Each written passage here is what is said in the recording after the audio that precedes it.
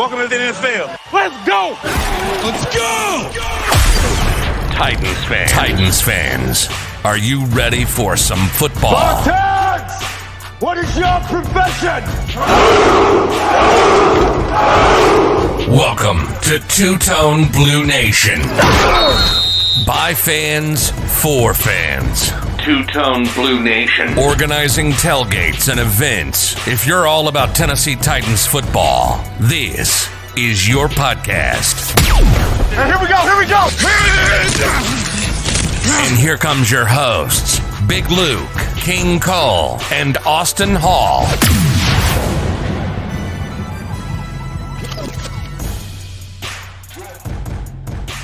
Welcome, everyone. This is Two-Tone Blue Nation Talk, the podcast by fans, for fans.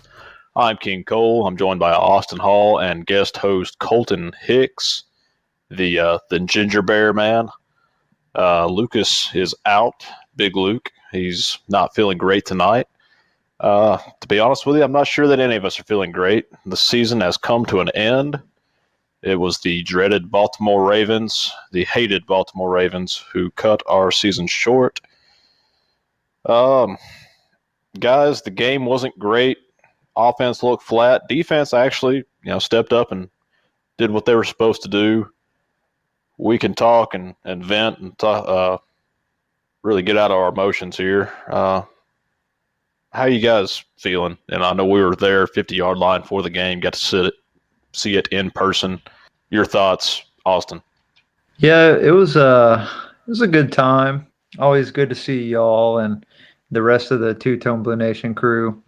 But the outcome wasn't pretty. I'm sad it's over, and now we have like a 8-month wait until the home opener or the season opener. But yeah, right now I'm not feeling too good about it. Yeah, no, it was fantastic being able to be back with the Two-Tone Blue family, being able to go to the game. It was the first game I was able to go to this entire season due to COVID, and it hurts. I'm not gonna lie, this loss hurts, especially with it being against the Ravens. I think that just put a big dagger in the heart. It was just tough, very tough for us. Just think, though, I can't believe our defense stepped up. If someone were to ask you, if you gave the Ravens only 20 points that game, would you accept it? I probably would accept it because our offense has been so high-powered all year. I just couldn't believe that they didn't show up Sunday. Yeah, when you consider the fact that Baltimore had been averaging 37 points per game over the last 5 weeks coming into this, if you'd have told me that our defense would hold Lamar Jackson and the Ravens offense to 20 points, I'd have signed up for it all day long. The offense really fell flat. We didn't have an answer for them stopping Derrick Henry. We're not used to Derrick Henry being stopped like that. And to be honest with you, the offense just kind of faltered altogether. Ryan Tannehill didn't look great. Feel like he probably missed some wide open receivers, just didn't see them. It's just a bad day overall for the boys in Two-Tone Blue. When it comes to Super Bowl winners, typically you have fantastic offenses and fantastic defenses. And in this situation, we didn't have a defense all year. Offense was hot. And then for some reason, come playoffs, the roles reversed. So, it was really tough to be able to see us make it to Super Bowl anyway. Rather be us going against the Chiefs or whatever the following week. I think it's the fact that it was the Ravens that really makes this loss even worse. Right. And, first home playoff game in over a decade. The last time you were in the playoffs at home, you were playing the Ravens. And now, granted, nobody on this team was present for that. We haven't had a home playoff win since 2002. That's really depressing. You would have liked to have seen the team get up. I know the fans weren't fully in attendance. There's still a decent-sized crowd there at Nissan Stadium. I think they did a decent job of being loud and, into the game for the most part. Just overall disappointing. Can't express my disappointment enough. Yeah, but y'all really want to see my age? I was 5 years old the last time that we won a home playoff game. Just to put that in perspective. I would have figured you were much younger. Oh, thank you. So anyway, I know the big controversy was the 4th and 2. I think we can all agree that in hindsight, probably should have gone for it there in that situation. The offense, like we said, stalled. Derrick Henry wasn't able to get much going on the ground. I don't know that I trust Derrick Henry to pick up 2 yards there when he's having a tough time moving the ball as is. Maybe you throw a little bootleg, something in with Ryan Tannehill. Overall, the call probably was the wrong decision. But there at the end of the game, we still had a chance to come down the field and tie the game up. Ryan Tannehill throws an interception. Looks like the receiver just kind of fell down. Marlon Humphreys gets an easy interception. The Ravens come out, dance over our logo at midfield. And, we can be pissed off about it. That was coming. If we lost the game, that was coming at some point. They owed us that. We did the same thing to them back in the regular season. And that's just part of the rivalry, guys. You like to be on the winning side of the rivalry. When things are going great, it's great. And when you lose, you get the other team dancing on your home field logo and knocking you out of the playoffs. So, we hate to see it, but that is what makes rivalries great. And it's safe to say that the Tennessee and Baltimore rivalry is fully renewed. Oh, 100% for sure. Because even if you look after the game, they weren't even going to midfield to shake each other's hands. The Ravens were all sending each other straight to the playoffs, and half their players were flipping off our fan base at the same time. So it is definitely safe to say that the Titans-Ravens rivalry is now back in action, and it sucks we don't get to play them in the regular season next year, but damn it, I hope we get to playoffs. I hope that we get to play them again in the playoffs next year because I want to beat their ass so bad. And let me say this real quick. The Ravens overreacted about us meeting midfield on their logo when we played them in November. Ever since Vrabel's been our coach, he's had the players meet at midfield before kickoff, just to huddle up and say his last few words before the game. And no other team or coaches or players have had any issue with it until we played the Ravens. And they acted like it was disrespectful and yada, yada. So that's kind of how that started. But like I said, the Titans have been doing this the last 3 or 4 years since Vrabel's been here anyway. I'd like to see Vrabel just throw a punch John Harbaugh. I know he's not going to. John Harbaugh. And I know he's not going to, but I mean, I think it'd be all right. We could. Vrabel would definitely get suspended. Probably. You think it'd be like a full season suspension or like just a few games or? I think it would be a season. But Jordan Harbaugh's a total pussy, and Mike Vrabel would just beat his ass, and it would be the greatest thing ever. Yeah, I do love Vrabel's quote. If fighting coaches made a difference, I'd fight them all. I love Vrabel. He was smiling ear to ear when the reporter asked him that. He knows he's probably the toughest coach in the NFL. He could whoop everyone's ass. Is there honestly a coach out there that we put head to head? We put Mike Vrabel and another coach in the octagon going head to head. Is there anyone that could actually possibly beat him? I don't know if there is. I mean, Sean McVay might be able to put up a little bit of a fight, but Andy pretty Reid boy from might LA Pretty boy McVay ain't got a chance. Yeah, I mean, but he's athletic. I mean, he can probably run around. But I think Mike Vrabel would damn near kill anybody in the ring. I don't think there's anyone that go head to head. I mean, I'd put Cliff Kingsbury in before I'd put Sean McVay. I don't know. Cliff Kingsbury. I feel like Sean McVay would faint. Sean McVay seems soft. What about Matt Patricia before he got fired? Oh, that hunk of potatoes. Yeah. Yeah, there's no competition for Vrabel. There's really not. He's the alpha coach. He should coach shirtless once. God. just to straight up flex on Harbaugh the next time we play. All right, we went off the deep end there. We can confide in the fact that our coach could beat the hell out of anybody in a fist fight. Maybe not necessarily always head to head, X's and O's. Colton, you brought up the regular season next year. We do know the opponents. We do not know the order of the opponents. Looking at it at a glance right now, I know there's a lot of things that can change between now and next September. But, guys, this one looks brutal. We've got the NFC West. We've got the AFC East, who is starting to kind of come along with Miami and Buffalo looking like juggernauts. We've got Kansas City, Pittsburgh. I don't guess it's been announced yet, but the 17th game is supposed to be New Orleans. I mean, this is just a brutal, brutal schedule as it stands now. We're going to put through the ringer, that's for sure. So, yeah, big offseason coming up for J-Rob and company. Going to have to address a lot of issues here, especially with the defense. We won't get too far in depth with player personnel moves, But the first thing that needs to be addressed would be the coaching staff. It looks like Arthur Smith will be departing for a head coaching job somewhere.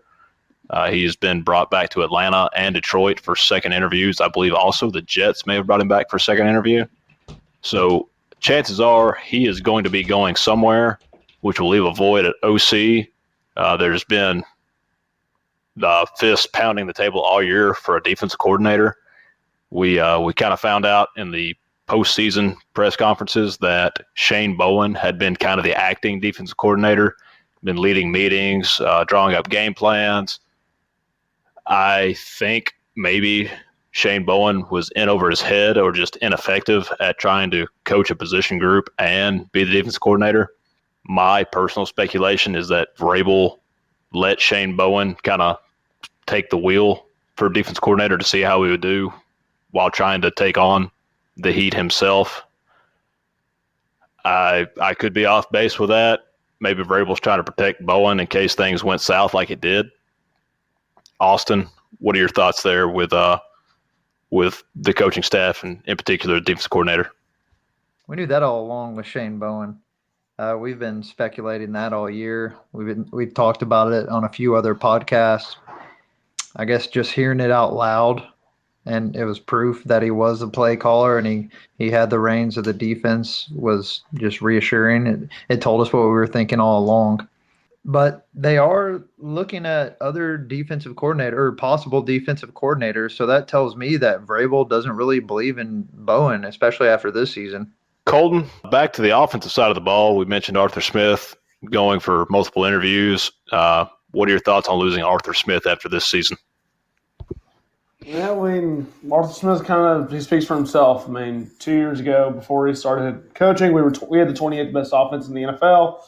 And then for back-to-back years, he's led us within top 10 offenses this year, finishing number 4th and number 5th in the entire nation. So it obviously speaks volumes, to what Arthur Smith has done. Now, obviously, everybody's going to have questionable calls throughout the entire year, but let's be honest. There's not a single team this year that their offensive coordinator hasn't made questionable calls. Like, you're telling me that Eric Bieniemy with the Chiefs hasn't made questionable calls with Patrick Mahomes? I mean, so everybody's always going to they're going to basically really, nickel and dime it. But at the end of the day, Arthur Smith led this team back-to-back playoff appearances, one of them being an AFC championship, and now we're hosting a playoff game. So he's done exceptionally well. Losing him is going to be – it's definitely going to take a hit on us, but I don't think that we're going to be totally lost. You got to realize we had a ton of talent on this offense. We had a pretty good offensive line, obviously the MVP running back, accurate quarterback, and 2 stud wide receivers. So I think that anybody that does come in, as long as their offensive system is either going to be relatively the same, or if they have a system that's going to basically exploit every single player to the best of their abilities, then we're going to be good to go. As long as we don't get another Terry Robisky, then we'll be just fine.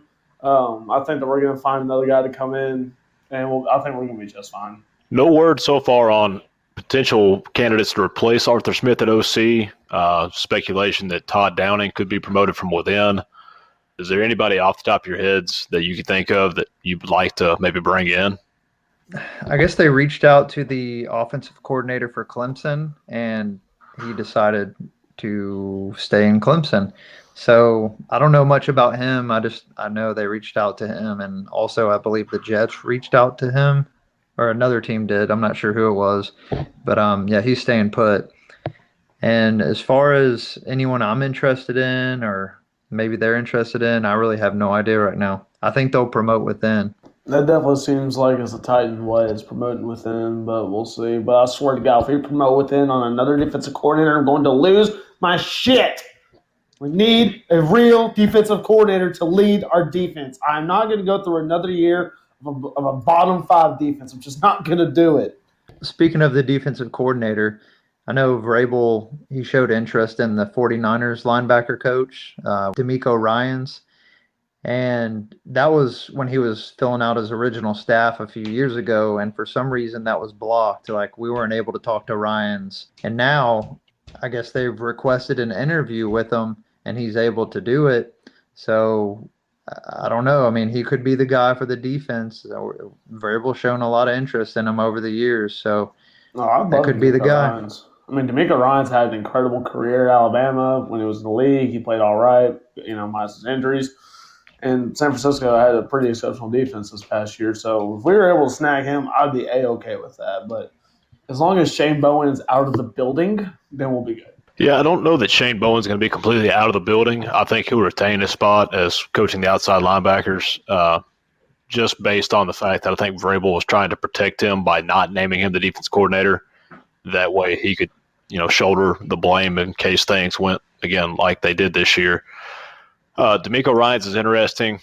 I think another candidate that was brought in I think we requested to interview was Terrell Austin. Terrell Austin, not a great track record as a defense coordinator. I believe back in 2016, we actually interviewed him for the head coaching position. Clearly, he didn't get the position there. He's gone on to be an assistant with other teams. He's been in the league for a while. I'm not crazy about that potential candidate. Still probably a little too early to bring in the big guns like Matt Patricia or Romeo Crennel. But I think those two right now as it stands would be my top two candidates. I think Patricia, there's a level of familiarity there from their New England days. There's that tie. And then also Vrabel worked with Crennel in Houston. Crennel, not the greatest head coach in the world, but has always been a solid defensive coordinator. With both of those guys, I think you can, especially with Crennel, but even with Patricia, the way his tenure ended in Detroit, I think you could, expect to have those guys for a few years without them being plucked away for head coaching jobs. Crennel, I don't believe will ever get another head coaching gig. So he could be a guy kind of on up in age like Dean Pease, Dick LeBeau, that comes in and you don't have to worry about him going anywhere. He's got all the experience in the world. Either one of those guys would be a home run hire, in my opinion. But, we'll wait and see. It's going to be a long offseason, guys. And we'll update our listeners as the news breaks. I just want to give a quick shout out to John Robinson, who has celebrated his 5th year with the Titans. I think he turned this franchise around, and especially with bringing in DeMarco Murray and making trades like that in the last 5 years. He's definitely turned this franchise around. Yeah. A guy named Ryan Tannehill. I don't know if you've heard of him. DGB for Dennis Kelly. Yeah, that was a great trade. Probably one of the most underrated trades that he's ever made, and no one ever really talks about it. True, and thank God the guy who got DGB, Rustin Webster or whatever that idiot's name is, he's gone, and John Robinson replaced him. So applause to him for being here 5 years, celebrating that. Most certainly, yeah. 5 years ago, Tennessee fans were in a completely different boat.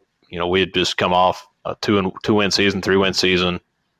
We had experienced the Zach Mettenberger show, and we were kind of a tumultuous wasteland of a football team. Amy Adams takes over. John Robinson's brought in. That right there was the catalyst that's propelled this team to 5 straight winning seasons, and we've capped off this year with an AFC South title. Again, not the storybook ending we all wanted, but at the end of the day, I think we can reflect back on the 2020 season and say that it was a success. And hopefully, the players come back hungry next year. I think we'll be able to retain the bulk of our core of our team. Obviously, there will be some players that leave and take on new colors and new jerseys next year. But John Robinson has shown that he can bring in talented players. He is typically drafted well. He's going to need to bounce back from a bad draft in 2020. And this team's going places. The outlook looks good. The division, Houston's going downhill. Jacksonville's probably got a couple of years on their rebuild. The only other threat is Indianapolis, and you can expect them to be good.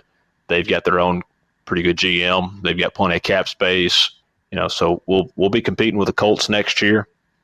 Just like this year, we overcame it and won the South, and I think we'll be playing another home playoff game in Nissan Stadium come 2022. But Two-Tone Blue Nation will continue to truck right along. We'll be putting out podcasts. We'll keep you updated with content, and we're planning big things for the next season for tailgates, assuming we're able to congregate under the bridge in Lot R. Austin Hall, we got any big news coming? Oh, yeah. Two-Tone Blue Nation has some exciting news. So, we're still trying to build this brand, Two-Tone Blue Nation, and see where we can take it. And right now, we currently have like 12,000 to 13,000 members on all social medias. And I know some of those are, the repeat members, but that's still just insane to us, like almost 13,000 members combined. Because Lucas, Ryan, and I started this group, to make the game day experience better for Titans fans, by having a tailgate before the game and just a group to discuss the game before and after on Facebook. And little did we know it would blow up to what it is now and what it was in Kansas City during the AFC Championship game. And it's continuing to grow. And unfortunately, this year we really couldn't do much with it because of the pandemic. But it's crazy because, like, through all this, we've sold over 250 koozies, 150 Two-Tone Blue Nation masks. We sold 80 shirts. You wanted hyena shirts in Kansas City in like 5 or 10 minutes. And so, we started this podcast, which is another insane thing.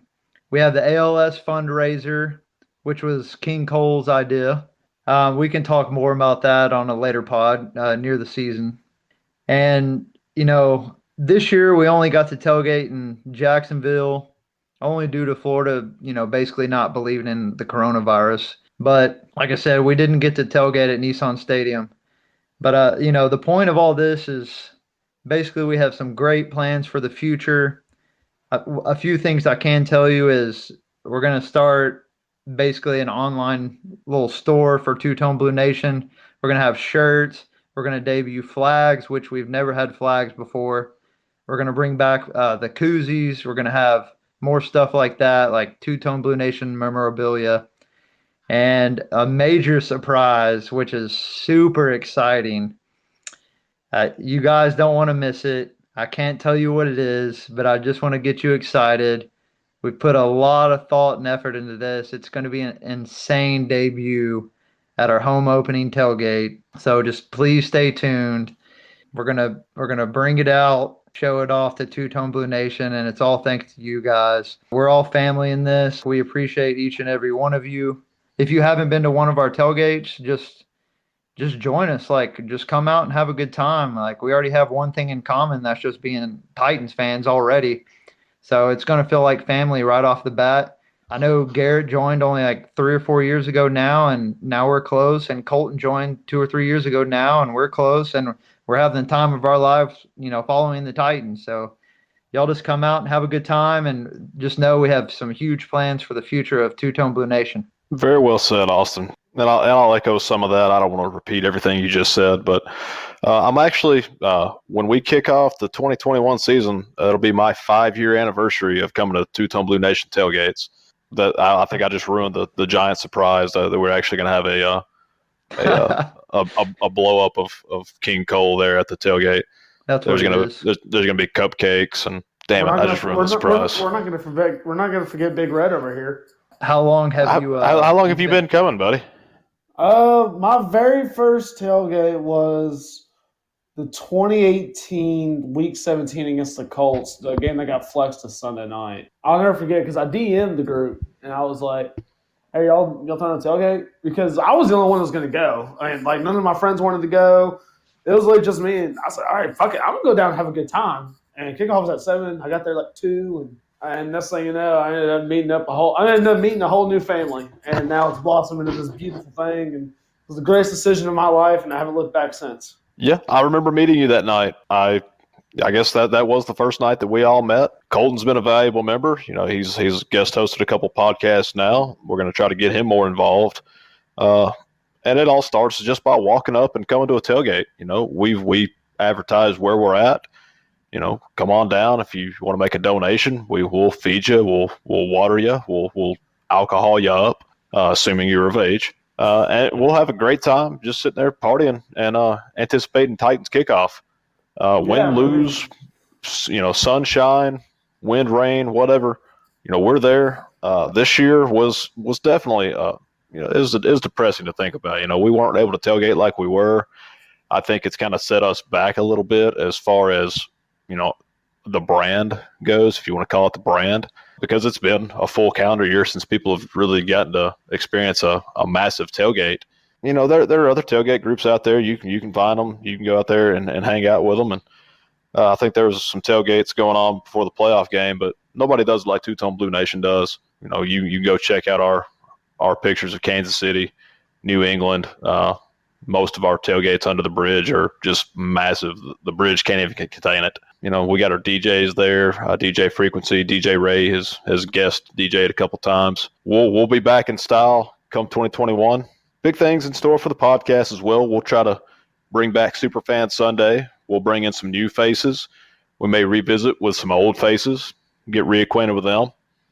We'll talk some draft in the coming months. May give that a little while before we break into that. And if you're listening to this and you have some suggestions, you want to hear something in particular, you want something covered, send us a message on Facebook, Twitter, however you want to do it, and we'll definitely throw it in, and we want to give you what you want to hear. I'll take this time now to thank all our listeners, thank all our supporters, and from the bottom of our hearts, we say thank you. And I think that's going to do it for this episode. Guys, let's get one last tighten up in before we head into the off season. Tighten up, ladies and gentlemen. Two-Tone Blue Nation signing out. Welcome to the South. We protect this house. Yeah, and blowjobs hurt your jaw. That's going to be the last line in the pod. Oh, fuck. We gotta go. Here it comes. Football. But you've been listening to Two-Tone Blue Nation. If it's Tennessee Titans football, it's here. We hope you enjoyed the show, and we'll be back soon. But until then, find us on Twitter at Two-Tone Blue Nat 1. Find Big Luke at Two-Tone Big Luke and King Cole at Two-Tone Blue Cole. Find us on Instagram at Two-Tone Blue Nation. Till next time, Titans Nation. Spartans! What is your profession?